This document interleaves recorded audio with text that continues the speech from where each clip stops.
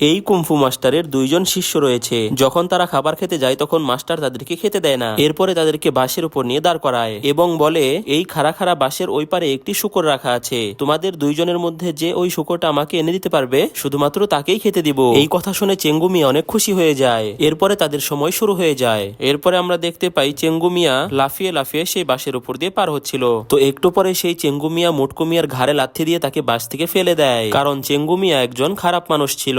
তো এরপরে দুই লাফেই সেই চেঙ্গু মিয়া শুকরের কাছে চলে যায়, কিন্তু শুকরটি চেঙ্গু মিয়ার সাথে যেতে চাচ্ছিল না। এরপর সেই চেঙ্গু মিয়া সেই শুকরকে ধরে বাঁশের মাঝখানে নিক্ষেপ করে। এরপরে সেই মোটকু মিয়া সেই শুকরকে নিয়ে যেতে লাগে। এটা দেখে চেঙ্গু মিয়ার মাথায় একটা বুদ্ধি আসে। চেঙ্গু মিয়া খুব চালাকি করে মোটকু মিয়ার ঘাড়ে চলে যায়। এরপরে মোটকু মিয়ার ঘাড় থেকে শুকরটিকে নিয়ে লাথি মেরে দেয়, কিন্তু সেই শুকরটি বাঁশের সাথে লেগে আবার মোটকুর কাছে চলে যায়, আর চেঙ্গু মিয়া পাহাড়ের ঢালে ফেসে যায়। চেঙ্গু মিয়া সেই ঢাল থেকে উপরে উঠতে উঠতেই মোটকু মিয়া সেই শুকর নিয়ে এপার চলে আসে।